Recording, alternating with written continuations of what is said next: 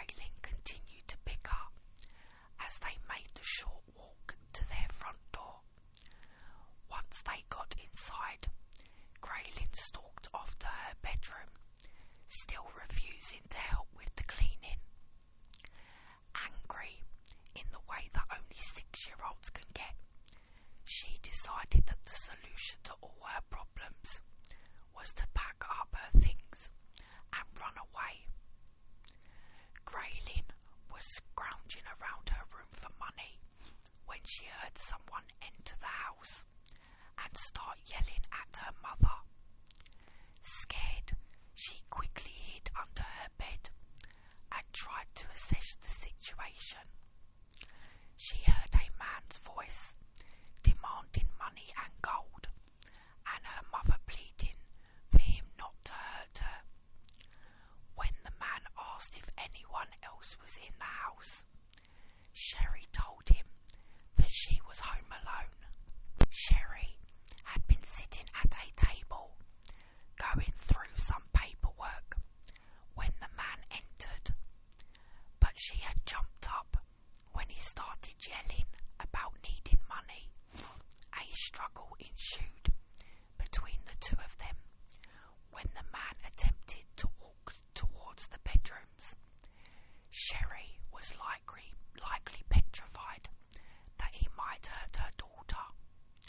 Unfortunately, she was easily overpowered, and the man dragged her down the hall and into the master bedroom, still demanding money and jewellery. From her hiding spot under the bed, Graylyn could only see the legs of her mother and the unidentified intruder as they swept past her bedroom. Although she had initially thought that she would be safe if she stayed under her bed, she suddenly felt exposed. She scampered out from under the bed and hid in her closet. Graylyn could hear her mother screaming, and she wanted to help her, but felt like she was frozen in place. At one point, she realised that there was a baseball bat in the closet and was tempted to grab it and try and defend her mother, but she couldn't force her feet to move. She remained inside her closet until the house finally fell silent. Once the 6-year-old was certain that the intruder was no longer in the house, she crept out of her closet and called out for her mother. There was no reply. She cautiously made her way into the hallway, where she saw a trail of blood leading to her mother's bedroom. Peering inside, she saw that her mother was lying on her bed, with her legs dangling over the side of the mattress. She was completely covered in blood and wasn't moving. Graylyn kept calling out to her mother, but she wasn't getting any reaction from her. She thought she might be sleeping, but she wasn't able to wake her up. Horrified by all the blood, but not really comprehending what she was looking at, Graylyn raced out of the house. She ran across the street and summoned a neighbour, who quickly called the police.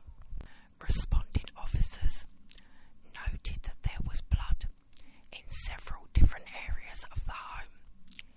It was clear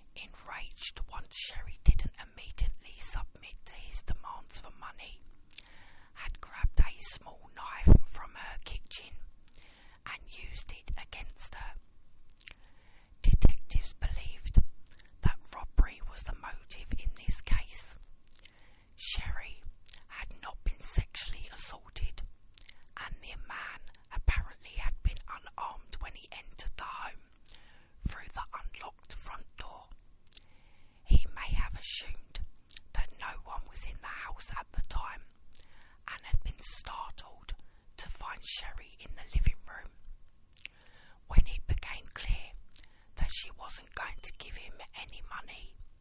He then turned violent. Dozens of items of evidence were collected from the crime scene and sent out for forensic testing. While most of the blood that was found belonged to Sherry, there was a second type present as well.